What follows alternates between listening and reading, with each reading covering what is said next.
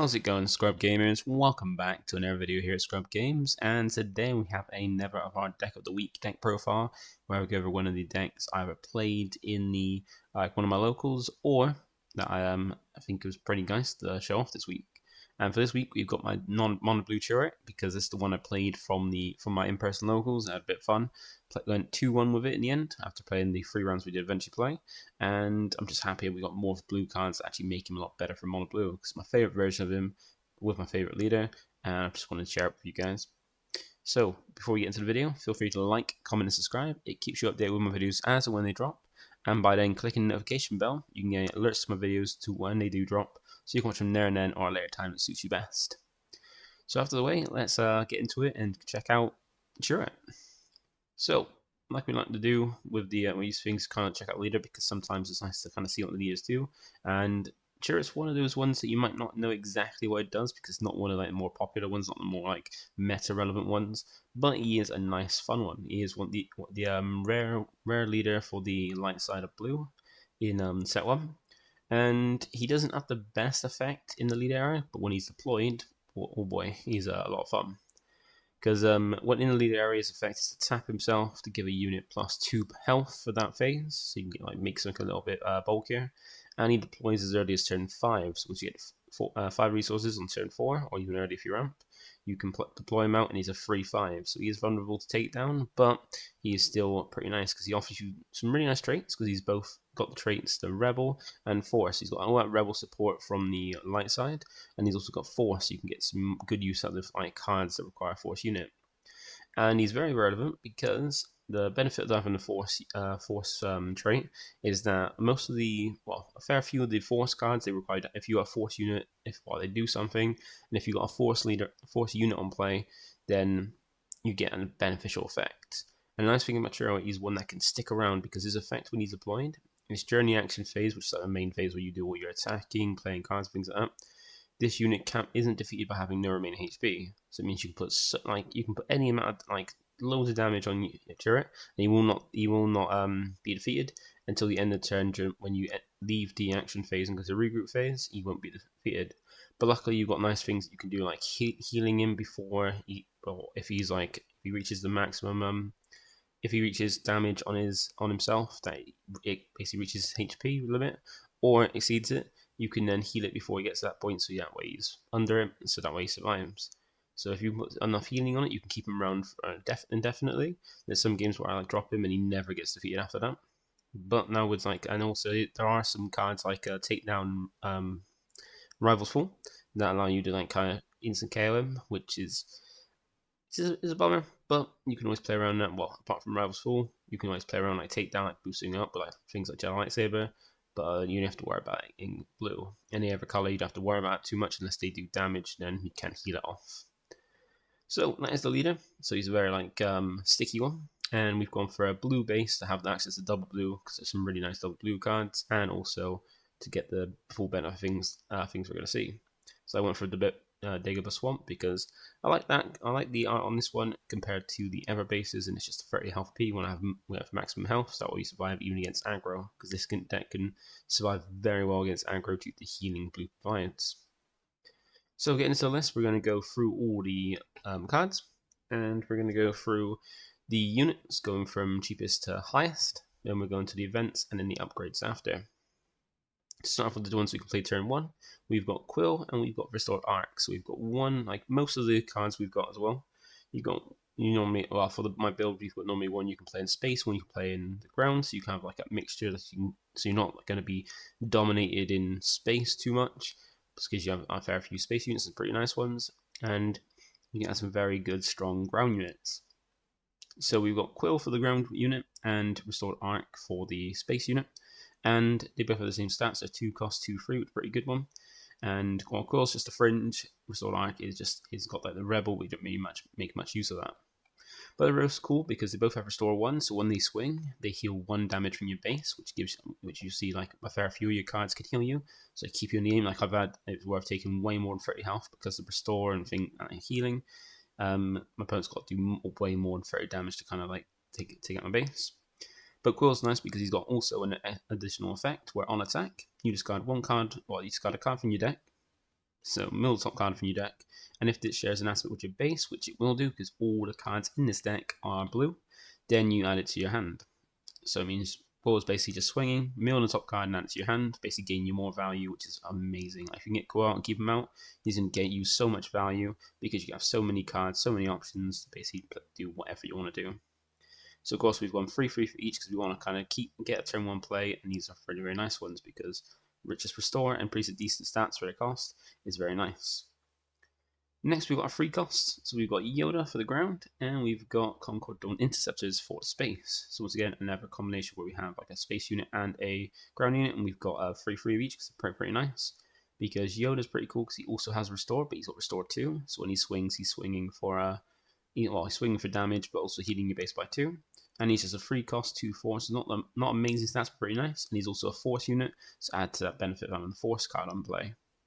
And also you've got Concord Dawn Interceptors while having the same amount of health at 4, only having 1 attack, so he's got 1 less, so he's not doing as much damage, but he's got a nice little effect, which when this unit gets +2 power when he's defending, so when he's attacked into, and he's got Sentinel, so it means your opponent has to attack into it if they want to get, if they want to attack in the space arena. If they want to get to your leader or your other units or your base, they have to go for him first.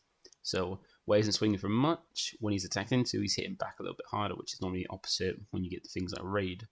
And Yoda also has another beneficial effect, where when defeated, you can choose any number of players, and they draw a card. And remember, during the game, both you and your opponent are players, so you can always choose yourself, not your opponent, and then you draw a card, so Yoda kind of replaces himself by giving you back a card, which is pretty nice. So a lot of healing and a lot of light side as well, because the light side is pretty nice for Force units and kind of goes well with Chirrut. And then we go into a forecast. So I've got 2 Rose and I've got 2 Kanan. Now I've been tempted to kind of change this up a little bit, maybe put more Rose in because she has like a really nice beneficial effect. You can kind of make use of it more often compared to Kanan. But they're really nice units because you got Rose here. Well, they're both ground units. We don't really have a space unit. There is the Razor Crest, but I haven't tested that, but I don't think it's going to be as useful. I was tempted to take out Kanan and put in a third Rose and then 1 Razor Crest, but we'll see how that fares. But we've got Rose here, and she is a 4-cost 2/6, so not the best power, but a very good amount of bulk, and she also has shielded, so it means when she comes in with a shield. And Kanan is a 4-cost 4/5, so pretty good units, and he's also a Force unit as well, so we've got already 2 Force units that you can play out as well that cannot benefit if you don't have Chirrut. And now Rose is really nice because on attack you may defeat a shield token on any of your friendly units, and if you do, give 2 experience tokens to that unit. So it means you can defeat her own shield when she attacks, and make her then give her 2 experiences. She then becomes a 4/8, which is pretty nice. Or if you put a shield on any other unit using any other cards, then you can go ahead and like pop it with Rose to basically give you experience instead. So you can kind of change it up, which is quite nice. Then you've also got Kanan here, and he's got quite a nice effect. And that is, on attack, you can discard 1 card from the defending player's deck, and for each friendly Spectre unit you control, you heal 1 damage from your base for each different aspect among cards discarded this way. So essentially, you're only going to be milling 1 because there's no other Spectre units outside of Kanan in this deck. But then when you swing, you're going to be milling 1 card from your opponent's deck, and then basically healing. If it's got one aspect, you heal 1. If it's got 2 aspects, you heal 2. So that is the 4 cost. Then we go to some of the higher costs, 5 costs. We've got both the Ray and the Survivor's Gauntlet. So now we're going back to having a ground unit and a space unit.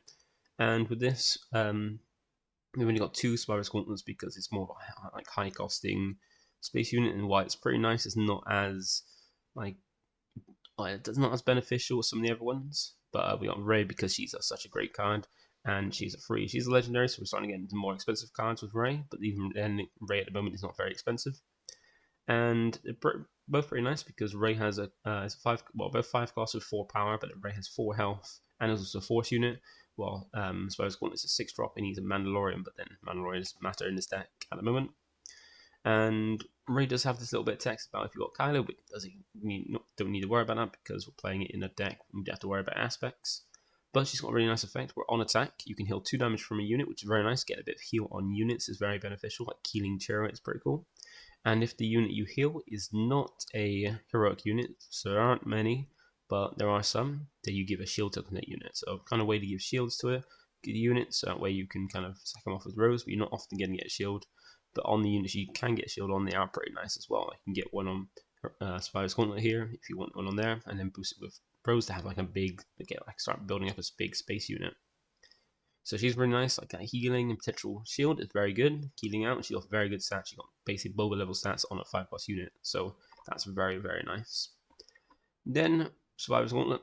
This, as we said, it's a 4+6, and he's got effect where when played or on attack, you can attach an upgrade on a unit to another eligible unit controlled by the same player, which means you can move a upgrade on your opponent's board to something else on their board, which is quite nice. Like to drop that.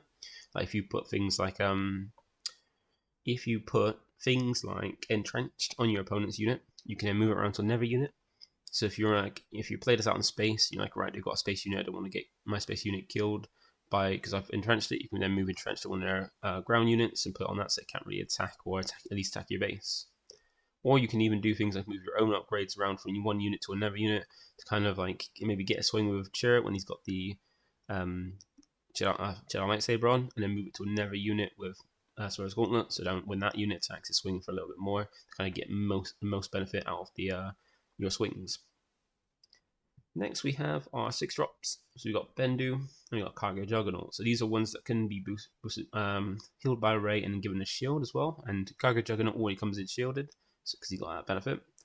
And they're both really nice ones, and they're both solid stats as well, because Bendu has got the same stats as Rey, just for cost more, and he's a double blue as well. So one of the big benefits of playing double blue gives access to Bendu. And we've got Cargo Juggernaut here as like a kind of healer. So we've gone for free Bendu because Bendu is actually a lot better in this next set, because with more blue cards, get some more options, and Bendu is just a better, like, it's not worth really playing Obi-Wan anymore. It's better playing Bendu because of the benefits he offers. And also Cargo Juggernaut is a nice one, because we've only got this at 2, because like Survivor's Gauntlet is great, but it's quite high costing, and like it's good for some situations. Well, every situation you could heal it, but it's not like overall one of those cards that you want to slam down all the time. And they're both 6 cost. They both have 4 power, but then just like with the Survivor's Gauntlet and Rey, Bendu has 7 power, Cargo Juggernaut has 6. Now, Bendu is a Sentinel, so attacks has to go to your opponent, which makes it perfect for Rey, because where he's going to be attacked into because he's Sentinel, Rey can then heal him off and give him shields. He becomes like a very hard to take down Sentinel. And he's also got a very big benefit, which you don't get the benefit straight away when you play him, but after the turn, after you can attack with him, he gets the benefit, because it's on attack. The next non-heroic or villainy card you play this phase costs 2 less. So it means you can play out any of these heroic units, won't matter, but you can play them Survivor's Gauntlet for free. You can play Cargo Juggernaut for 4. You can play any card that's not heroic or villainy. You can play for 2 less, and that comes down very, very key to some of your, like most of your events. Most of your events are just blue but not white, so you can play your events quite cheaper, and that's quite nice when it comes to removal and things like that as well. And then you got Cargo Juggernaut here. Once again, comes out shielded, so you get that shield, and you can even get a benefit of Rose. If you play out Cargo Juggernaut where you got Rose on the board, you can then swing with Rose, sack off its shield, give it 2 experience, so that it becomes a 6/8, which is pretty strong, pretty good. And when he's played, if you control another blue unit, which you most likely have if you've got any other unit on board, especially Chirrut, then you heal 4 from your base, it gives you a bit more healing on your base as well. Next, we've got our 7 drop. We've got Luke Skywalker here, very nice unit. 7 cost 6/4 or 6/7, and also like Bendu as well is a Force unit. So we got how many Force units here? We got Yoda, got Kanan, we got Rey, we got Bendu, and we got Luke Skywalker. So we got 5 Force units outside your leader. You can get a benefit from your Force cards. So it's quite nice. He always comes down with a whopping restore free. So when he's swinging, he's free from your base. And he's got a great on when played, which is give it enemy unit -3/3 for this phase. And if one of your friendly units was defeated this phase, you give him a -6/6 instead. So you can potentially take something out using its effect, or even weaken something so much that you can take him out a lot easier, which is a big benefit. So we have 3 copies of it, because once again it's never legendary, so once again 2 legendaries already in here. We might have some more.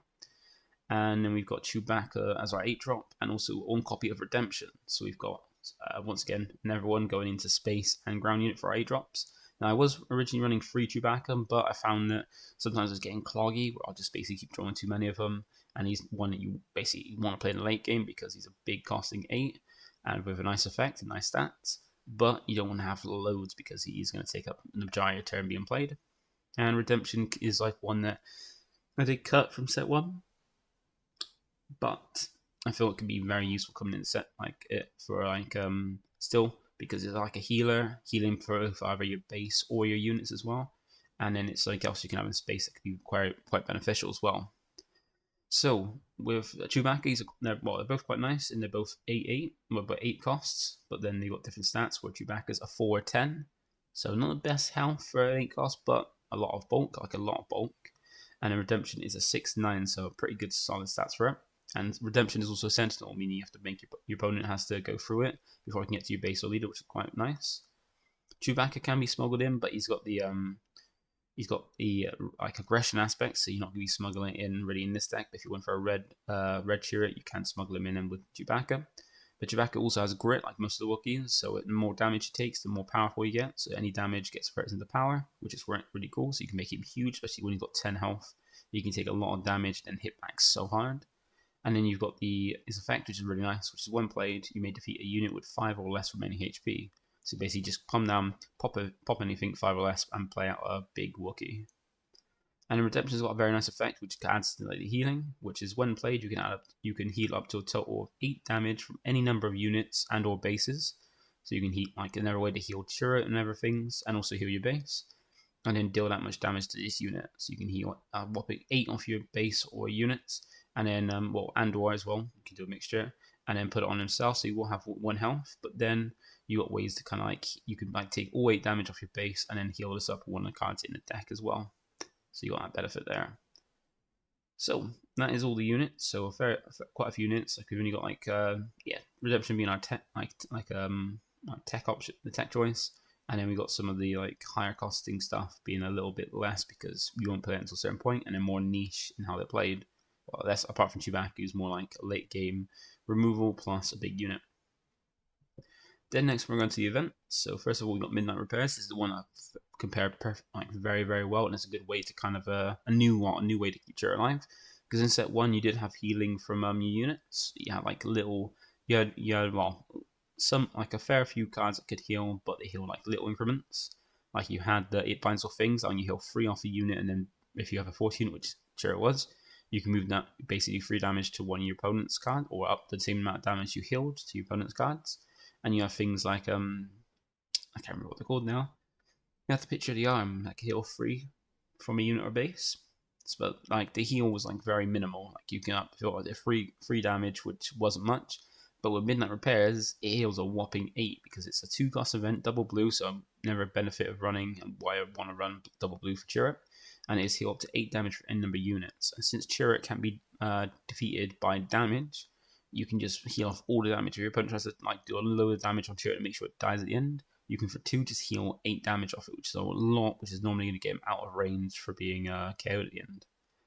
And even then, you can heal off your other units as well, because I've done it before where I've just swung, I've put some damage on cards, so I've just got to heal it all off, and I take all the damage off my board from just a 2 cost card, which is great.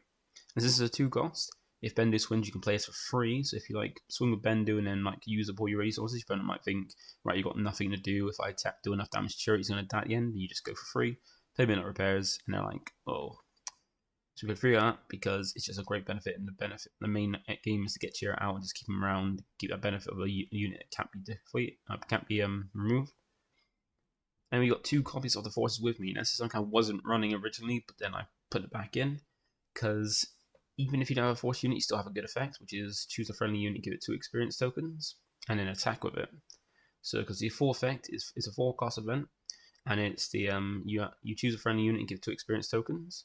And then if you control a Force unit, you could also give a shield token to the chosen unit. So I never benefit of giving a shield to something, so then Rose can sack off the shield and give it more experience. And then you want the separate effect, which is you may attack with the chosen unit. So you can always give 2, like at the minimum, you're giving 2 experience to a unit and then attacking with it. But if you control a Force unit, so you don't have to be a Force unit, you put it on, just control a Force unit, which Chirrut can always be about. You can then give a shield to that same unit as well. So you can then attack it, like give it 2 experience, give it a shield, attack it, so you can take it out to make use of the shield and not take damage back. Or you can just swing with it and then use Rose to basically just swing and then turn that shield into more experience, which is pretty powerful. Maybe not 2 because it's quite a high costing event, and you don't want to basically you need it born on play, and if you haven't got Chirrut out, you don't have any other units out, it's not beneficial. But then if you've got something out, you can kind of use it as a way to almost finish off a game like a sneak attack almost. Then we've got 3 copies of Vigilance, so another way to kind of heal, because it's just great options, even better. And also with Bendu, you can make it cost 2 rather than 4. Because it will cost 4 in this, because that's why we're playing double blue, because you got the benefit of some of these double blue cards and not want to get the aspect penalty, because paying 8 for Bendu could be quite painful, or even 6 for Vigilance is worth it, but then paying for 4 is better. And even playing like just 2 for Midnight Repairs is a fantastic with Chirrut. And it gives you great options, and all the options are good. Like if you're going against a more control deck, you've got the option of mill as well, to kind of have that way to play against like that most hard control decks play. So kind of focus on the mill. You've got the heal to 5 damage base, which means you stay in the game a lot longer. Defeat a unit with 3 or less main HP, so kind of a little bit of removal, not the best removal, but some removal. And then also give a shield token to unit, so there's another way to give a shield token to units, so then rows can swing and give more experience to it. Great card. So you put 3 copies of that because it's just very beneficial to keep you in the game as well, because you've got a lot of healing in this with the Restore and Vigilance and things like that. Then we've got 3 copies of Fel the Dragon. So one thing I found with set 1 is that with Takedown. Takedown was great and Vigilance was great, but Vigilance was not Vigilance, sorry, Vanquish. Vanquish was great, but it cost 5 and it didn't hit leaders. Whereas now you've got Rivals Full, which might as well just show that we've got 2 Rivals Full as well. So Rivals Full kind of replaces Vigilance in that, well, it does cost 1 more. Well, sorry, Vanquish, not Vigilance. Vanquish.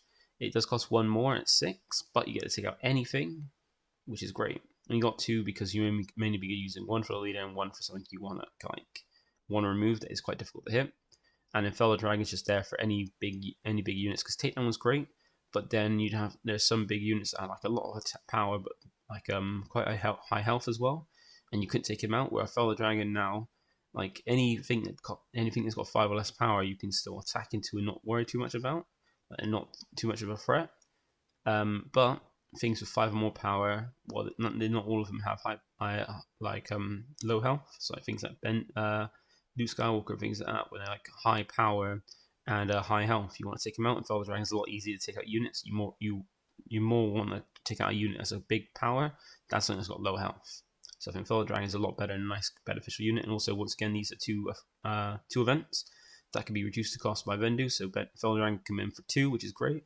And Rebels 4 you can even play for 4 from if Bendu gets a swing in. And that's all the events. We only play 5 events, so just healing events and counter removal. And then we've got our upgrades. So obviously we've got our Protector, because this is a great one, and also never benefit playing double blue, in that like if your opponent's trying to go in at you, you can turn Chirrut into a Sentinel. So you pop this on Chirrut, can't die a battle, so they're going to have to attack into it. And if you also equip him with a Jedi lightsaber as well, he then becomes a 6/8. So I have to keep attacking to a 6/8 unit. Oh no, sorry, with Protector as well, it becomes a 7/9.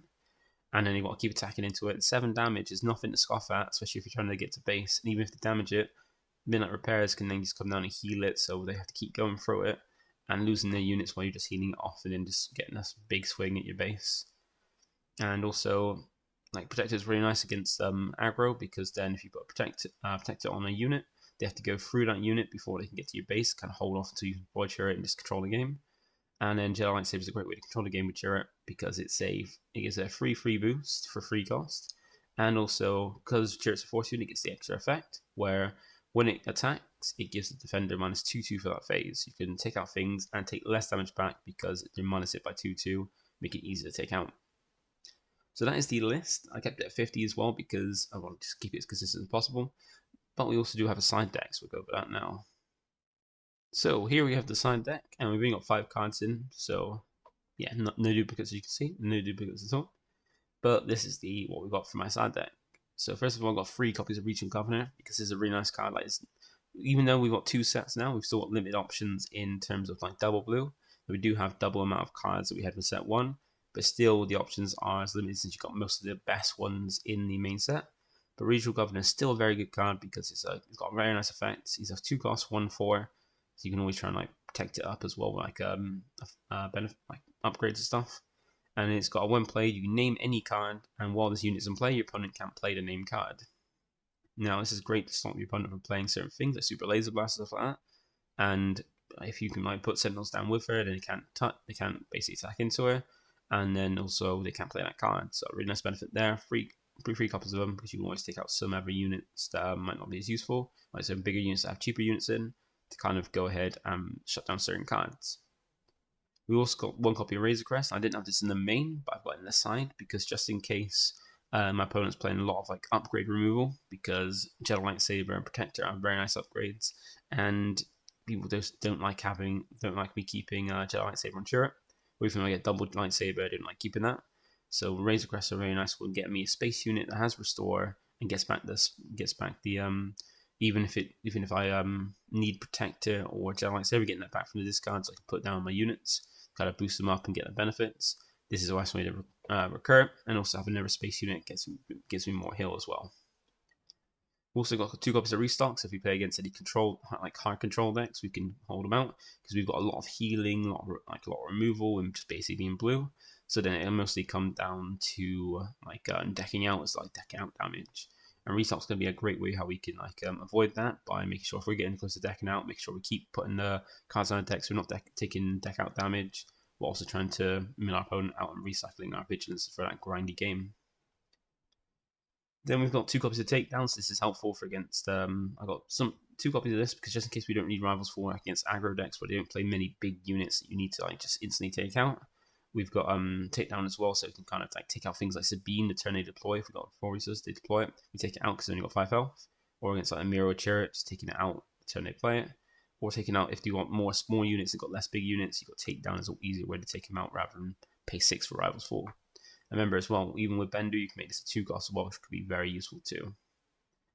And then we've got the last card being 2 copies of Entrenched. So just in case we're playing against a deck that has some obscene space units, we can always slap Entrenched on it. And the nice thing about with Entrenched is that we can always drop down what's it called? Let me just check what it's called. Survivor's Gauntlet, that's the one. Survivor's Gauntlet. We can always shut that down to kind of move it off before we then take out the unit Entrenched on, or even move it off if they play something else that you kind of want to stop from attacking. You can always move Entrenched with that to kind of hold off. And it kind of replaces Protector. If Protector isn't that useful, you can trade it out for 2 Entrenched instead, to kind of even boost your own units out to help control. If you're focused on trying to on board before going base, you can switch out Protector for Entrenched, so you make yourself a bit bigger for a little bit more of an extra cost, and then help you have control of the board as well. Like you even put Entrenched on Chirrut, just if you want to focus on using him to deal with big things on the ground arena, or on every unit, just if you don't care about going for base, make it that you put this on a Bendu, so that he's a bigger unit, it's attacking, controlling the board, and then also he's a sentinel, so it's attack into it, and then he's basically a 7/10, which could potentially with Ray keep hitting and shielding it, so that he's hard to take out. Or even Redemption, make Redemption even bigger, so your opponent even have to go through it if you then play out Redemption, and then heal 8 off your base, and then Midnight Repairs to heal 8 off it. You can then put Entrenched as a big sentinel, so they can't go at you with the space arena. And that's the deck, so hopefully that's helpful. I haven't gone into great detail of it, but just a list. I'm still kind of testing it, improving it, because I've just been excited to play it now, because that was my first locals actually playing set 2. We had to wait 2 weeks to actually play with set 2.